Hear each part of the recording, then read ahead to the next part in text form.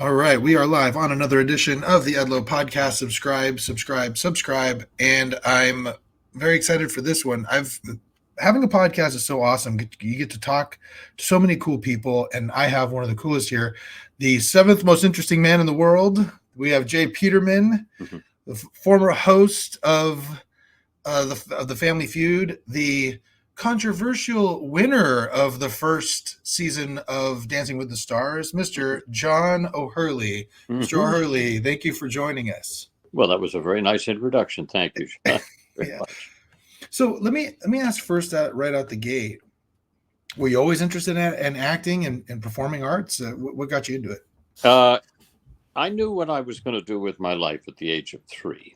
Oh. At least that's to my memory. Okay. My earliest memories were of very large people standing over me, all asking the same question, up there in a little tiny town called Kittery, Maine. Okay. And they would say to me, "What do you want to be when you grow up?" That was it. And I, at the time, was still soiling 6 diapers a day, so I don't know that I had a concrete career objective. But I figured maybe they were just asking me because they were looking for a better idea for themselves. And then finally, with a sense of disgust that only a 3-year-old can muster, I would put my hands on my hips. I would point to the black and white TV in the corner of the room, and I would say, well, I am an actor, so that's what I'm going to be. And it's not that I wanted to be an actor. It's that I knew I was an actor. I would watch television shows, and I knew I was supposed to be there. And that stayed with me all of my young life, through my teenage years, and, obviously into my professional years. I knew what I was doing. I knew that I was doing exactly what I was supposed to be doing. Wow. So when you're going through your formative years, when you're, in high school, middle school, those types of things, was that always your objective? Like you're going to theater classes, you're doing things like that. How did you? I wouldn't say that I had a bit of an exposure to theater.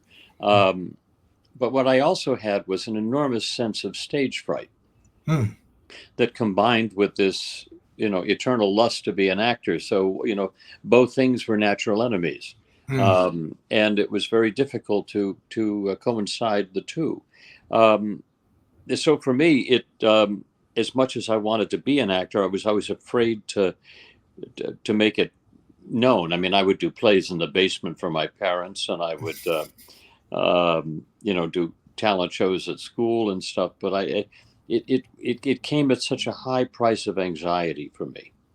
So it wasn't really until I was well into my early years in New York that I was actually able to come to terms with this neurological issue I had with the anxiety of being on stage. And I said to myself one night, it was opening night of a play that I couldn't wait to do. I was so excited about it, called Mass Appeal. It was a 2-man play and a real hit back in the early 80s.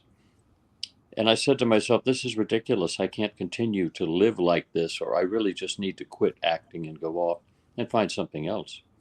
And so I said to myself that night, I said, I'm going to throw the play away, and I'm going to go out on stage tonight, and I'm going to have fun. And that was it. I said, I'm going to have fun. And so it had never occurred to me to do that before. And I did that, and I threw the play away. I wasn't concerned about my lines or where I had to go. I just was there to have fun. And it was the most miraculous turnaround in my entire career. And everything changed from that one particular night. And it has matured to the point where now, before I go on stage every night, no matter what I'm doing, I always say one quick prayer. And that prayer is this. I say, God, let me be surprised. And that's it. And that's it. And what it does is it calms me down. And I know that I'm not out there to do anything else except look for my surprise. Somewhere during the evening, something is going to happen that has never happened before. And I'll go, up, there it is. And I will say that I've done 2,000 performances on Broadway as Billy Flynn in Chicago. 1,000 performances as King Arthur and Spamalot, and hundreds and hundreds of other shows as well. And let me tell you, every night I have found my surprise. Wow, that's really interesting. That's awesome.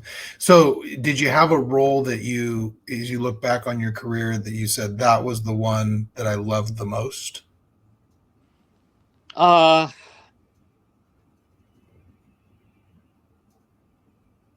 I'd like to say every one of them had certain elements of greatness, and not it had nothing to do with me, but the roles were great. Mhm. I had one that I did last year, a very peculiar show. It's called Every Brilliant Thing. Not a well-known play, but it was a one-man play, and it's actually a one-man monologue.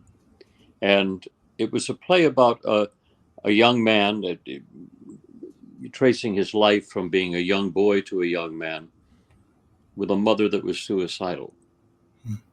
At some point, she was successful. But the whole story was about him trying to find a million brilliant things, as he described it, to keep her happy and interested in living. Now, it was one of the most difficult things I've ever done in my life. I just say, people ask me that one question, what's the most difficult role? This, and there's no other. This was such a difficult play, a 90-minute monologue. Once you start, you don't stop. And I can't say that it was, I enjoyed myself. I tried to have fun and use my little method, but it was such a difficult play. And then one night, I got a letter backstage from a young boy who was in high school. And he said, I'm an actor just like you, and I'm in the middle of doing a play. And I was planning to kill myself. And I came to see your show, and your performance told me not to do it. He said, so I want to thank you. And I didn't want to kill myself until after the show was finished so that the cast wouldn't mourn my loss. And needless to say, this got into the hands of the people that should be attending to him. And so it has a happy ending. He's in therapy now. But I thought to myself, when I went into this play, I could never figure out a reason that I was doing it. As difficult as it was, I go, I don't know why I'm beating myself over the head to do this incredibly difficult piece of one-man drama. And I got that letter. And I said to myself, that was the reason. Yeah. That was the reason that I did the show, was to save that one kid's life. And I don't know that I can't say that I saved it, but he probably saved his own life, because it was his own decision. So, I would look back and say that, when you say all the different roles, every one of them has been special. There really hasn't one that I haven't found something special in. But I would look back on that one and go, that was probably one of the most profound that I've been through. Sounds like it, man. Yeah. Do you think now, just going off on a little bit of a tangent, I think, but I don't believe in coincidences. So you think that was, you think it sounds like you don't think that was a coincidence either, that you took that role. Absolutely. I also believe very strongly in my imagination. I don't believe very strongly in my rational mind. My rational mind has lied to me time and time again, and it really isn't there to inspire me. My rational mind will not inspire me. It will keep me upright. It will keep me from falling over. It'll keep me breathing. It will make sure that I don't fall into harm's way, but it will not inspire me. My imagination will inspire me. It has no other job. That's its job. The pictures in your mind of succeeding, the pictures in your mind of who you are, what you should be doing, and where you should be going, that is the job of the imagination. And it doesn't lie to you, because it cannot lie to you.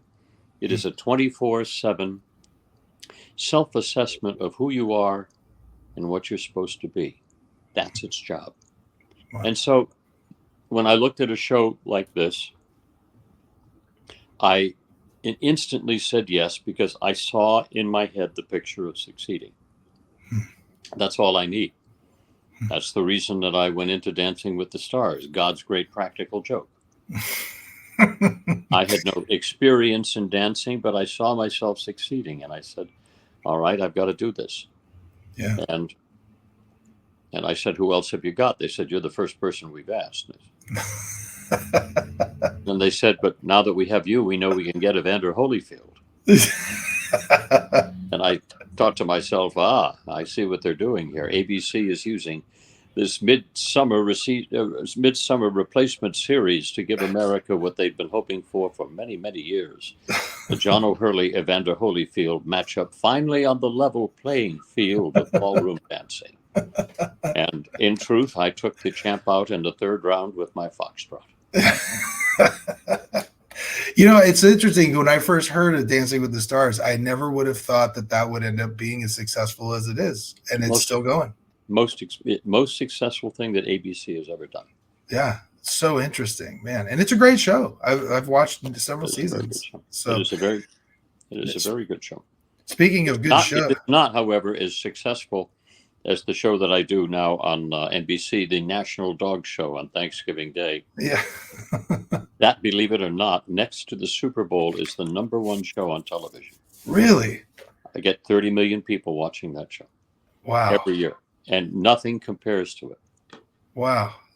That's awesome. All you have to do is just let the dogs do their work, and they just get out of the way. Yeah. Man. So speaking of awesome shows, I'm a huge Seinfeld fan, and Jay Peterman is one of the best characters. Tell me, how much of that character was your input? 100%. Really? They didn't know what they wanted. They handed me a catalog, and they said, we just want him to sound the way the catalog is written. So all of these musings of this Ernest Hemingway style prose about an Oxford button down was just traipsing off his tongue, and that was the way that he spoke. And so as I looked through the catalog, it occurred to me that it sounded a bit like a 40s radio drama combined with a bit of a bad Charles Kuralt. And so that was really the genesis of the character. And then immediately the writers hooked into it, because it gave them a chance to write in absurdity these long form stories, these long monologues of lunacy that would take a right-hand turn and never come back. Right. And so Peterman just became this kind of corporate Mr. Magoo.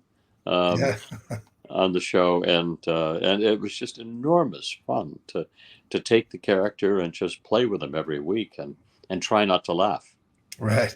That was what I was going to ask, is how was it on set? I mean, it had to have been, we've seen, on, if you look Instagram and Facebook, they've got all these reels of bloopers and things of that nature from Seinfeld. Were you just constantly laughing, having a good time? As disciplined as a group of actors that the Seinfeld cast was, it was also relaxed enough where we enjoyed a good joke. And sometimes if it just hits you as funny, it just hits you as funny, and that's the way it goes. Yeah. And that's kind of what made it so much fun, is that you'd get it down, you'd put it down, but there were a few, you have to allow yourself the moments of reckless abandon, and it just, stuff was just so fun. I mean, there were some of the monologues I just couldn't get through because they were so funny, and even the one that I finally got through, as I look back now, I can see my lip kind of curling up a little bit. They're just ready to go for the laugh again.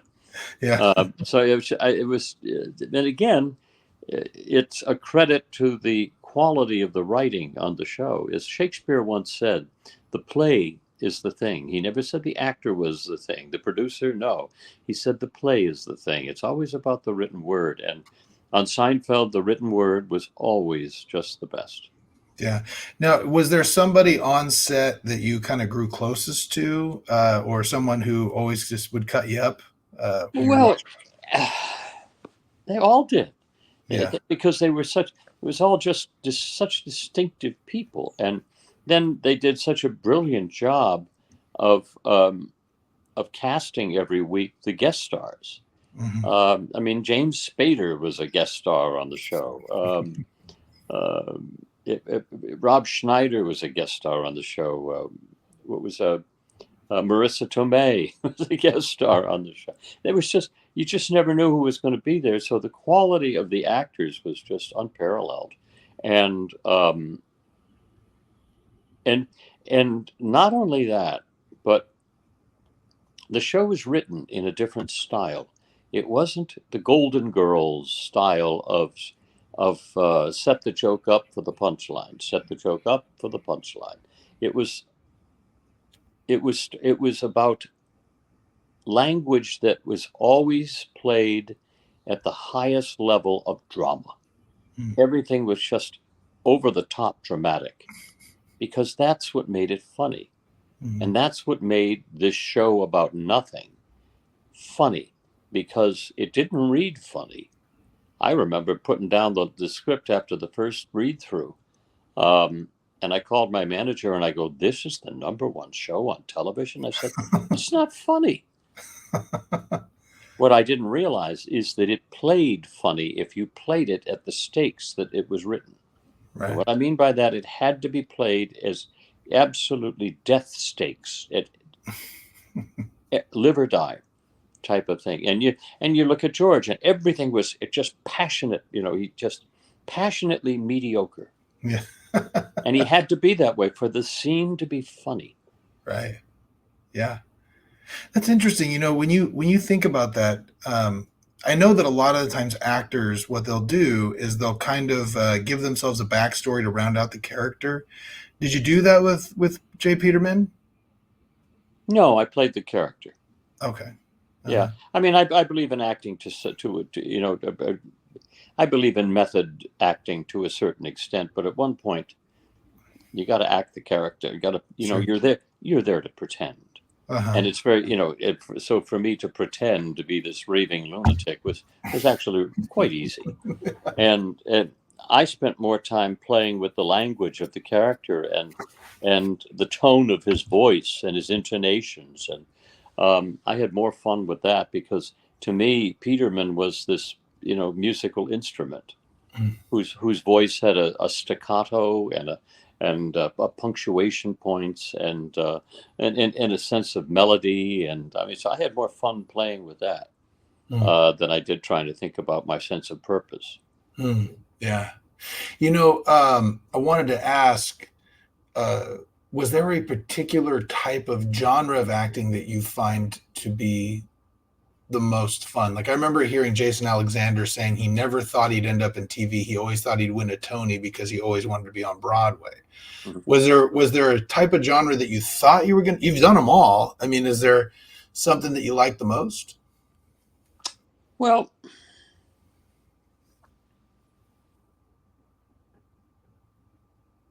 I would say Broadway. Mm. I like the idea of going to work at 7:30 at night, a half hour early before the show, the curtain goes up. And as soon as that curtain goes up and it's 3, 2, 1, but the conductor drops the baton and you're ready to go, there's nowhere else to go. There's no second take. There's no nothing. It's starting, and that's what it's going to be. And every show is different. Every show has a different feel to it, which goes back to what I said about God let me be surprised. Right. Every night there was a surprise, and as long as I looked the other actor in the eye and waited for his honest action, then I knew what I was going to say, but until he opened his mouth, I didn't know why I was going to say it. Hmm. And so every night was different because I was reacting rather than acting. Hmm. And that's the beauty of doing a play. Hmm. And I also like knowing that at the end of the evening at 10:30 at night, when the audience has finished their intermission and done both acts and they're on their feet applauding, that I knew something that they didn't when we started. And that was that they would be on their feet at 10:30 at night, applauding and having the time of their lives. And then aside from that, I like knowing that I was going to be going to the best restaurant in New York in about 15 minutes. What is that? Which one did you say is the best Oh, restaurant? I had a dozen different choices, but I love the light. I love the ambiance of just being an actor. Yeah. It's just as I say, 10:30 at night, I'd go out and sign a few autographs, and then head out to a restaurant and enjoy the rest of the evening. And it was just glorious, Yeah. glorious That's way awesome. It's interesting because I can just tell that you have a bit of a confidence to you when it comes to your acting ability. And I'm curious, what do you think? Do you think that played a role in your success as an actor? So many try and they don't once make it. once I got rid of my sense of stage fright, acting became a much more rewarding, a much easier form of just living. It was just a much easier thing to do once I stopped making it so damn important. And that's what it was. I mean, that's what anxiety and stage fright are. You're just taking it too seriously. Interesting. Yeah. Man, so what if someone is trying to become an actor, what would be your recommendations for someone who's trying to make it? Well, let me preface that by saying the business has changed so much since I was a young actor. I no longer, you don't have the access to the business of acting that you did way, way, way back then. You could walk into an agent's office. That doesn't happen anymore. You go to auditions in front of producers. That doesn't happen anymore. You send in tapes. So it's the whole world has changed, and I don't know that world. I'm lucky enough to have the phone rings and I have a job. I don't know how I would survive right now if I was an actor in the current environment. Now, that being said, there is nothing like preparation. Actors who don't study acting are left behind. What you mean by studying acting? You mean just the history of it, or learning their craft, just continually learning the craft? Learning the craft and breaking down your resistance to to your emotional blocks, so that you're this free structure that is bend me, shape me any way you want me. You got to be that way. I mean, I grew up in the suburbs with a dad who was a doctor and a mother who was a nurse and in love with a doctor. And so to say that I had certain restrictions in my life, everything I grew up around approved flesh. Everything was appropriate. And so for me to be an actor, I had to lose a lot of stuff. I had to really get raw. Get raw, or I was no use to the characters I was playing, because I couldn't get to the point that they were, or that required them to be. Interesting. Because I hadn't allowed myself or experienced it in my own life. So, I was an inappropriate actor rather than a raw actor. Interesting. Do you think? Is there a character that you played that you feel like you learned a lot from?